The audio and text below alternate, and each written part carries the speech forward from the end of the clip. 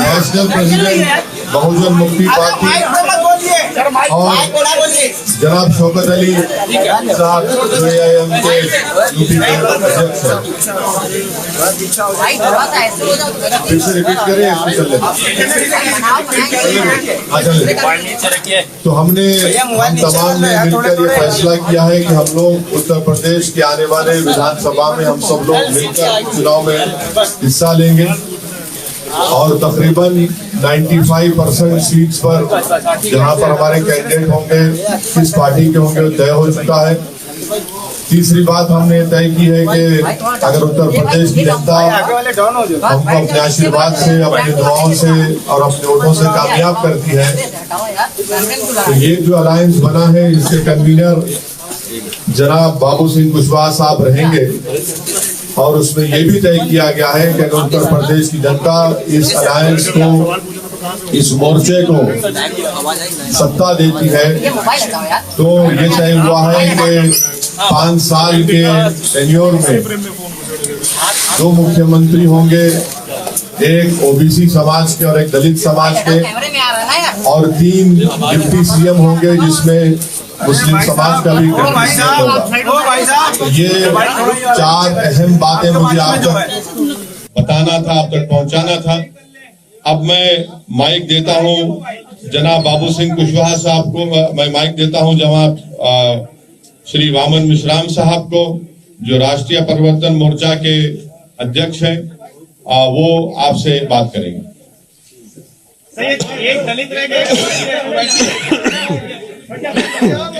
साथियों, आपको पूछने के लिए अवसर है। अभी हम अपनी बात आपके सामने रखते हैं, उसके बाद सवाल जवाब होगा।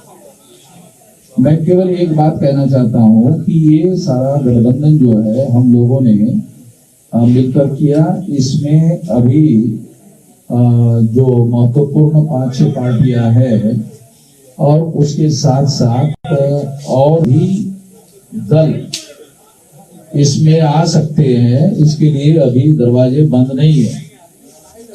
तो एक तो ये बात है। दूसरी बात मैं कहना चाहता हूं कि इस गठबंधन के ऐलान होने के बाद बीजेपी और समाजवादी के बीच में जो लड़ाई हो रही है, अब बीजेपी और समाजवादी के बीच में लड़ाई नहीं होगी, बीजेपी और हमारे भागीदारी परिवर्तन मोर्चा के बीच में लड़ाई होगी। अब समाजवादी गठबंधन तीसरे नंबर पर चला जाएगा। आप सभी साथियों को नमस्कार।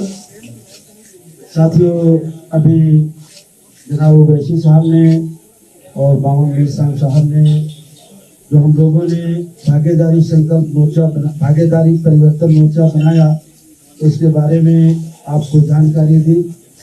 हम लोगों ने 5 पार्टियों ने मिल करके अभी ये भागीदारी परिवर्तन मोर्चा बनाया है। इसमें AIM ओवैसी साहब की पार्टी है, हमारी जन अधिकार पार्टी है, बावन मिश्राम साहब का परिवर्तन मोर्चे की तरफ से है, और बहुजन मुक्ति मोर्चा के साथी हमारे बैठे हुए बहुजन मुक्ति पार्टी के और भारतीय वंचित समाज पार्टी के आदरणीय रामचंद्र कश्यप जी हैं, और जनता क्रांति पार्टी के अनिल चौहान जी हैं, कमलेश चौहान जी हैं। इन लोगों ने मिल करके हम लोगों ने अभी इस मोर्चे को बनाया है, और कुछ साथी और हमसे संपर्क में हैं, तो वो जल्दी हो 1-2 दिन में उनसे बात करके जो साथी उनसे जुड़ना चाहेंगे उनको हम अपने साथ जोड़ेंगे। हमारे जो मोर्चे का लक्ष्य है, जिस विचारधारा के साथ हम लोग चल रहे हैं, हम बाबा साहब अम्बेडकर को मानने वाले लोग हैं, संविधान को मानने की चाहत है, जो संविधान की मंशा है। हम संविधान वादी लोग हैं। हमारा पहला नारा है कि जिसकी गिनती संख्या भारी उसकी उतनी हिस्सेदारी। हम लोग जाति जनगणना कराने के पक्ष में हैं। एक समान शिक्षा पद्धति, निःशुल्क शिक्षा और अनिवार्य शिक्षा।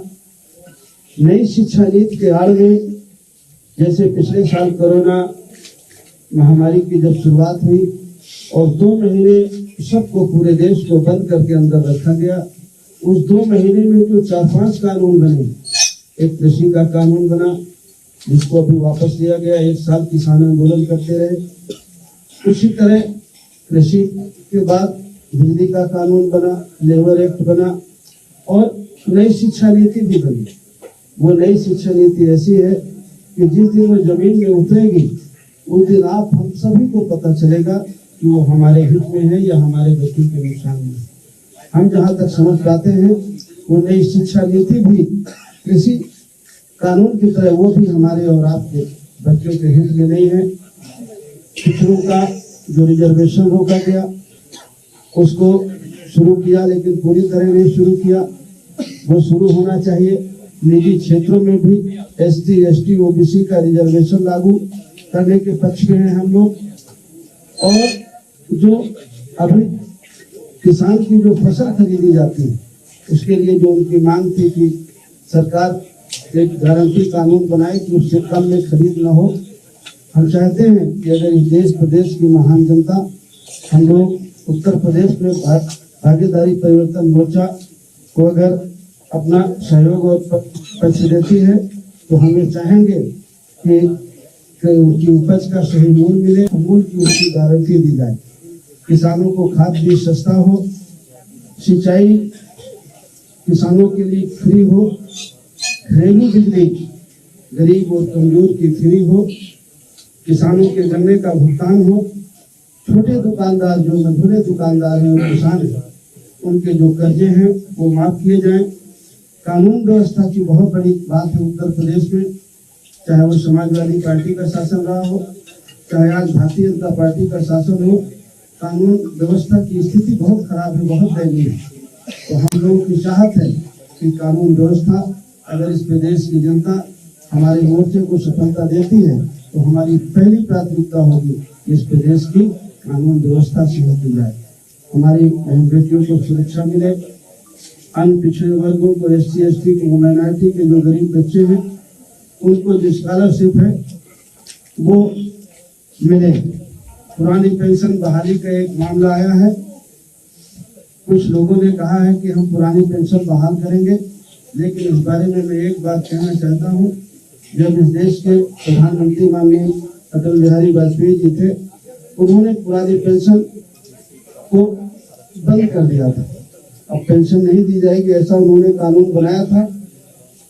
उस समय प्रदेश में समाजवादी पार्टी की सरकार थी और सबसे पहले अगर उस कानून को किसी ने माना तो उत्तर प्रदेश की सरकार ने माना। पिछली बार 5 साल समाजवादी पार्टी की सरकार रही, उन्होंने पुरानी पेंशन बहाल नहीं की। अभी भी बंगाल में पुरानी पेंशन लागू है, बहुत सारे प्रदेशों ने धीरे धीरे करके उस पेंशन को खत्म किया, लेकिन सबसे पहले अगर खत्म किया तो उत्तर प्रदेश की समाजवादी पार्टी ने खत्म किया।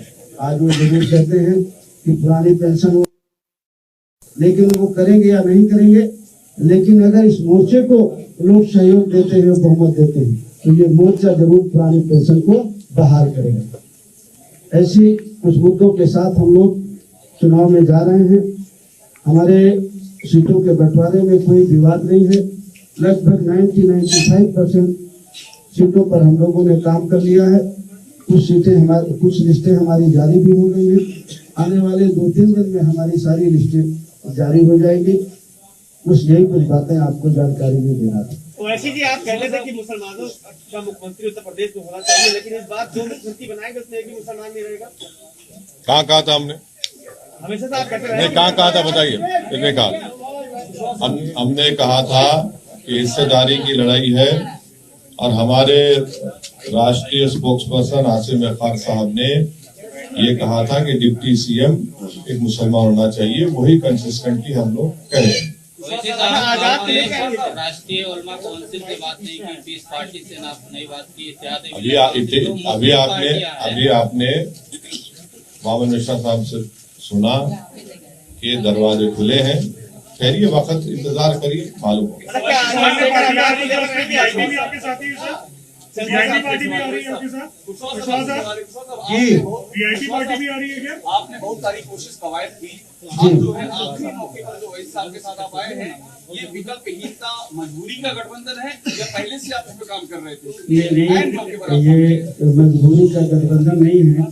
जिस विचारधारा के हम लोग हैं, हम लोग पिछले 4 महीने से पिछड़ा दलित अल्पसंख्यक भाईचारा बनाओ सम्मेलन पूरे प्रदेश में कर रहे हैं। आपको अच्छी तरह से जानकारी होगी, आप लोगों ने हमें दिखाया हो या न दिखाया हो, लेकिन प्रदेश में अगर सबसे ज्यादा कार्यक्रम किसी पार्टी ने किए हैं तो जन अधिकार पार्टी ने किए, और हम सब लोगों ने एक दूसरे से सहयोग लेकर के पूरे प्रदेश में 4 महीने से चतुर्मासा में भी हम लोग नहीं बैठे, पिछड़ा दलित अल्पसंख्यक भाईचारा बनाओ सम्मेलन हम लोग कर रहे हैं। और जो हम कर रहे हैं, जिस विचार के आदमी हैं वो आपके सामने हम देख रहे हैं।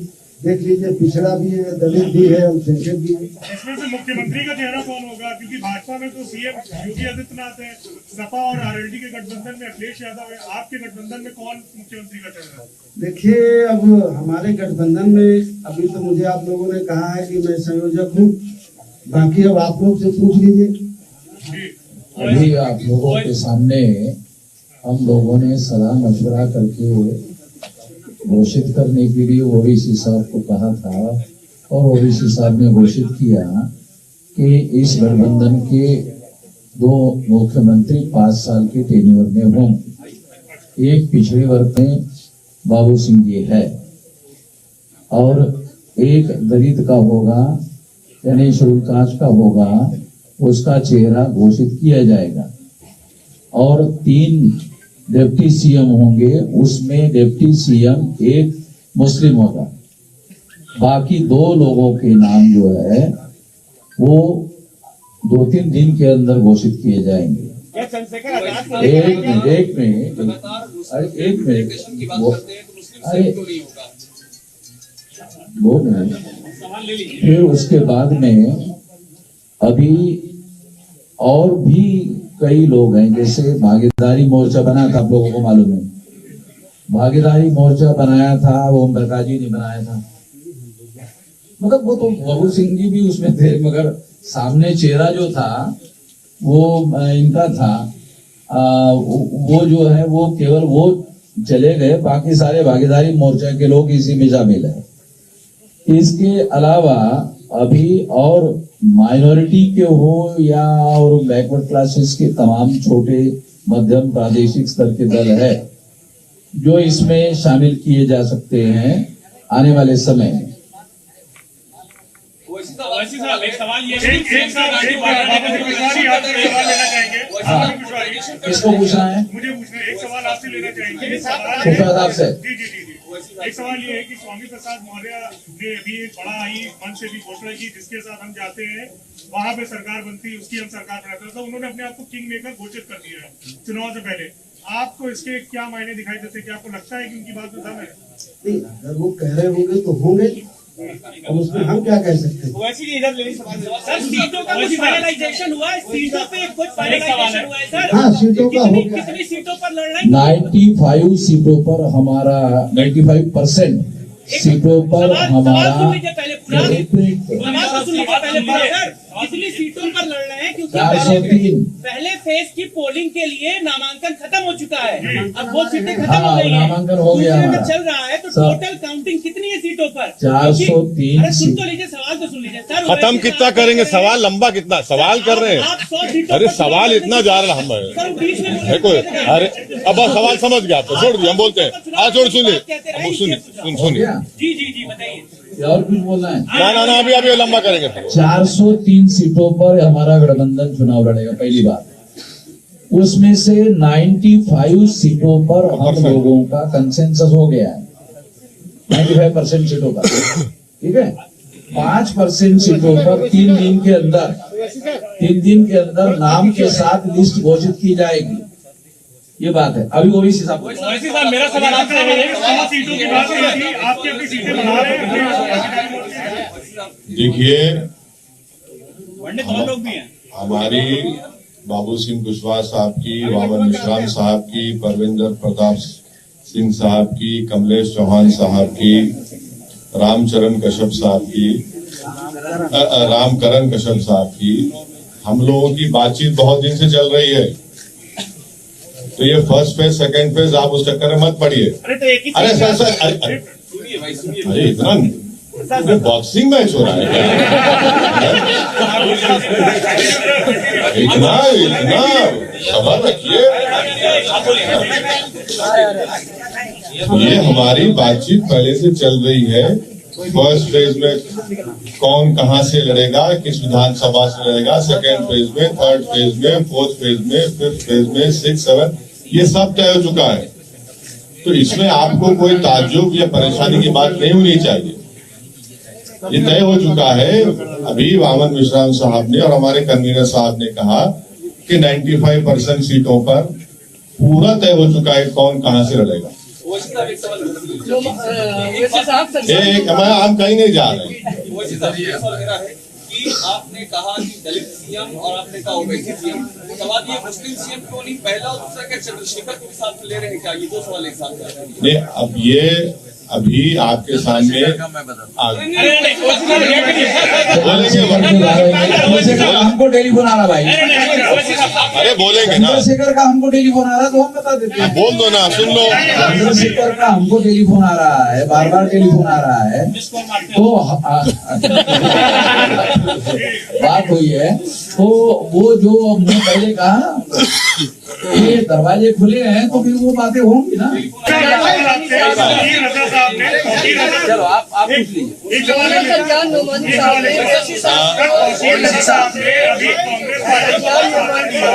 नहीं, मुझे कुछ सुनेंगे जरा, एक एक करके पूछिए, एक एक करके। तौकीर रजा साहब ने बता दिया है, उन्होंने बोला है कि ओवैसी साहब को क्योंकि पूरे माहौल को देखते हुए और बीजेपी को क्योंकि हराना है, इसलिए उन्हें इन चुनाव से दूर रहना चाहिए, उत्तर प्रदेश के चुनाव से दूर रहना चाहिए, ऐसा वो कह रहे हैं। कुर्बानी देनी चाहिए उनकी राय हो सकती है।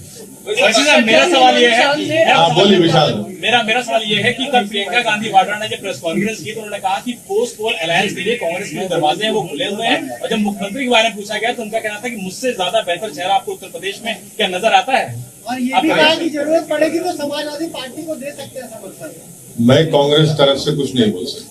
सज्जाद मोहम्मद जी सामने आपको no comment, no comment, no comment, no comment. Sapa कहती है कि 10 मार्च को भारतीय जनता पार्टी कहती है इस बार 325 प्लस।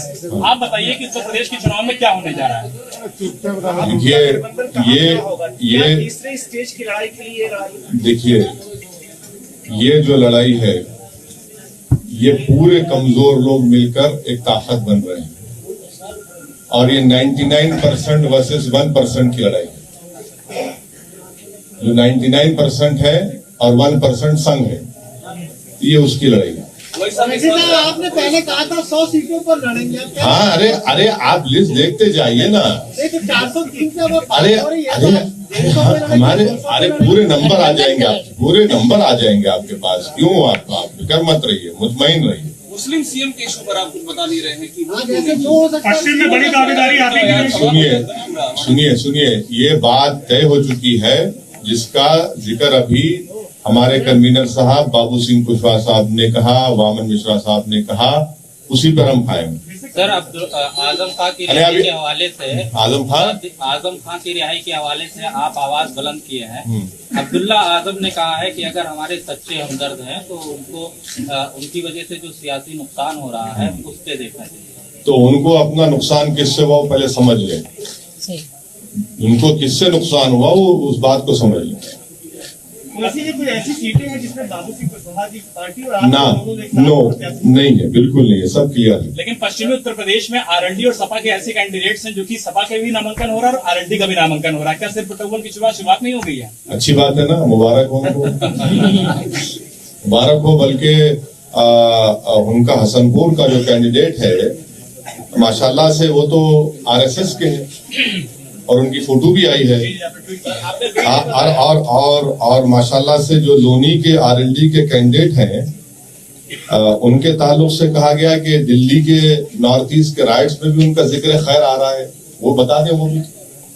तो अब ये तो ऐसा है, तो ये ठीक है, आ रहा है सामने, देखिए। बाबू सिंह कुशवाहा जी आपके पुराने साथी ओम प्रकाश राजभर कह रहे हैं कि उनकी पार्टी का नाम है जन अधिकार, लेकिन कोई उनका वो है नहीं इस समय, चाहे 403 पे लड़े कोई फर्क नहीं पड़ेगा। कोई बात नहीं, कह सकते हैं बड़े नेता हैं, हमें उनकी बात पर कुछ नहीं कहना। बड़े नेता का डिफिनेशन इसमें क्या है विश्वास साहब, कुछ आप रहस्यमय चीज बता रहे हैं? कितने बड़े नेता है? देखिए और तो मैं सबसे बात करता हूँ, लेकिन अभिषेक जी से मैं बहुत डरता हूँ। मैं आप सबके बीच में कह रहा हूँ, अभी ये मुझे थोड़ी देर पहले पा गए थे तो मैं दौड़ के भागा, तब भी ये मुझे पकड़ लिए। तो देखिए अपने अपने आदमी के, हर आदमी के अपने दावे हैं, हर पार्टी के अपने दावे हैं, बीजेपी गठबंधन के अपने दावे हैं, बीएसपी के अपने दावे हैं, कांग्रेस के अपने दावे हैं, समाजवादी गठबंधन के अपने दावे हैं। सब अपने अपने कुछ भरोसे में, कुछ उनको जानकारी होगी तो कह रहे हैं। हम भी भरोसे के साथ कह रहे हैं कि हम भी पूरी मजबूती के साथ लड़ेंगे और किसी से कम नहीं लड़ेंगे और किसी से कम जीतेंगे नहीं। बीजेपी के तमाम लोगों ने आपसे संपर्क किया था, बीजेपी चाह रही थी कि आप उनके साथ जाए, बात नहीं बनी। देखिए संपर्क राजनीति में उनसे 2-4 महीने पहले समाजवादी पार्टी से भी हुआ, कांग्रेस के भी लोगों से बातचीत होती है, बीजेपी के लोगों से भी बातचीत हुई। बातचीत का कोई मतलब ये नहीं है कि नहीं हमारा अलायंस हो, जो हमारा अलायंस हो रहा है। आज हम पिछले 3 महीने से हम लोग बातचीत कर रहे हैं और जो आपकी एक कंफ्यूजन है कि फर्स्ट फेज का नामांकन हो गया, हम लोगों की सहमति थे। हम लोगों ने नामांकन हमारे कैंडिडेटों ने किया है हर सीट में, कहीं आपने किया है, कहीं आपने किया है, कहीं आपने किया है, कहीं आप एक कैंडिडेट है। तो हमारी पूरी कोशिश है कि 403 में कोई सीट छूटे ना और हम लोग मिल करके 403 सीटों में पूरी मजबूती के साथ लड़ें। लेकिन आपको कोई लेट नहीं हुआ, हम नहीं लेट हैं, हमारी पूरी तैयारी है। आज यादव ने आरोप लगाया है कि क्योंकि भाजपा ने आज प्रचार आज डिजिटल जो प्रचार तैयारियां थी उनकी तैयारियां पहले से थी, तो क्या चुनाव आयोग के अधिकारियों ने बीजेपी को पहले से ही लीक कर दिया था कि इस बार डिजिटल प्रचार होना है? क्या आप भी मानते हैं कि अधिकारियों ने कुछ लीक की थी चुनाव आयोग की? और इसी से जुड़ा सुनिए एक मिनट देखिए, जितने पॉलिटिकल पार्टी का और पॉलिटिकल पार्टी का आपने भी नाम लिया, क्या समाजवादी पार्टी ने इलेक्शन कमीशन ऑफ इंडिया को लेटर लिखकर ये कहा कि फिजिकल रैलीज अलाउ की जाए? सिवाय हमारी पार्टी के किसी एक पॉलिटिकल पार्टी ने इलेक्शन कमीशन ऑफ इंडिया को लेटर नहीं लिखा।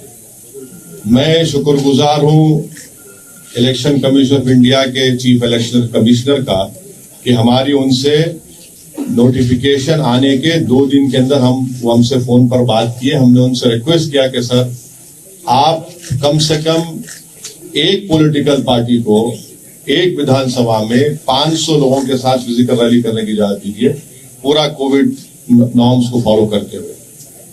और फिर हमने यही बात को चीफ इलेक्शन कमिश्नर को लिखकर भी दिया।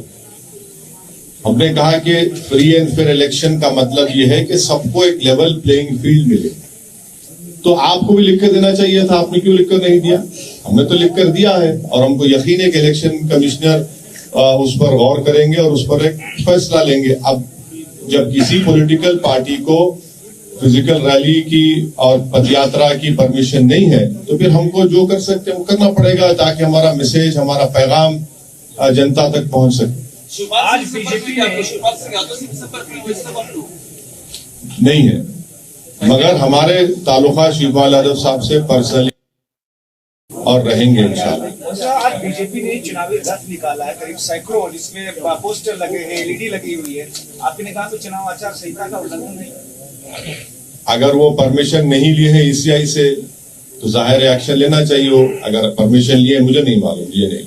सर, इलेक्शन कमीशन ने जिस तरीके से कहा कि वर्चुअल रैली होगी, ऐसे में छोटी पार्टियां जिनके पास संसाधन नहीं है उस लेवल पे, वो क्या अपने मतदाताओं तक अपनी बात पहुंचाएंगे? उसका तरीका क्या होगा? और क्या आप इलेक्शन कमीशन से फंड का रिकमेंड करेंगे छोटी पार्टियां? इलेक्शन कमीशन से फंड करने का तो वो तो एक नया कानून बनाना पड़ेगा, वो अभी पॉसिबल नहीं है। मगर अब जो भी है जिस तरह से है उसको हमको देख के आगे बढ़ने की जरूरत है। एक सवाल ये है कि मुजफ्फरनगर में अभी तक की जो सपा आरएलडी की लिस्ट आई है उसमें कोई भी मुस्लिम कैंडिडेट नहीं है। क्या मुजफ्फरनगर दंगों में जो चीजें हुई थी उसको भरपाई करने की, मैनेज करने की कोशिश की जा रही है ताकि मुस्लिम कैंडिडेट ना हो वहाँ पे सामने? मेरा मानना यह है कि एक बहुत ही सोफिस्टिकेटेड तरीके से वहां पर अल्पसंख्यक समाज की पॉलिटिकल वॉइस को दबाने की कोशिश हो रही है। ईवीएम से सर कैसे लड़ा जाए? हाँ, ईवीएम का जो सवाल है उस पर क्या कहें? आपको शक है? सभी को है, बहुत सारे आपको है? अच्छा, चलिए सर, थैंक यू सर। हमारी वीडियोस देखने के लिए बेहद शुक्रिया। मिल्लत टाइम्स की खबरें पढ़ने, सुनने और देखने के लिए गूगल प्ले स्टोर से ऐप डाउनलोड करें। यहां आप उंगली की क्लिक में पढ़ सकते हैं 4 जबानों में न्यूज़, उर्दू, हिंदी, अंग्रेजी, बांग्ला। आप ऐप पर मिल्लत टाइम्स की वीडियोस भी देख सकते हैं। अगर आप YouTube पर देख रहे हैं तो रेड बटन को दबाकर चैनल को सब्सक्राइब करें और बेल आइकन ज़रूर दबाएं। फेसबुक पर देख रहे हैं तो पेज को लाइक और फॉलो ज़रूर करें। ट्विटर और इंस्टाग्राम पर भी मिल्लत टाइम्स को फॉलो करें। मिल्लत टाइम्स की स्टोरीज हासिल करने के लिए टेलीग्राम और व्हाट्सएप पर बराह रास्त हमारे साथ जुड़ सकते हैं। हमारे काम से आप मुतमईन हैं तो इसे जारी रखने और मजबूत बनाने के लिए हमें सपोर्ट करें। स्क्रीन पर दिख रहे और डिस्क्रिप्शन में दिए गए अकाउंट नंबर पर मिल्लत टाइम्स को अपनी रकम भेज सकते हैं। अगर आपके इलाके का कोई मामला है, आपकी मसाइल को मीडिया में जगह नहीं दी जा रही है तो हमें ईमेल करें या व्हाट्सएप पर मैसेज करें। हम उठाएंगे आपकी आवाज़। मिल्लत टाइम्स मतलब मजलूमों की आवाज़, नफरत के खिलाफ जंग, फर्जी खबरों से निजात। www.millattimes.com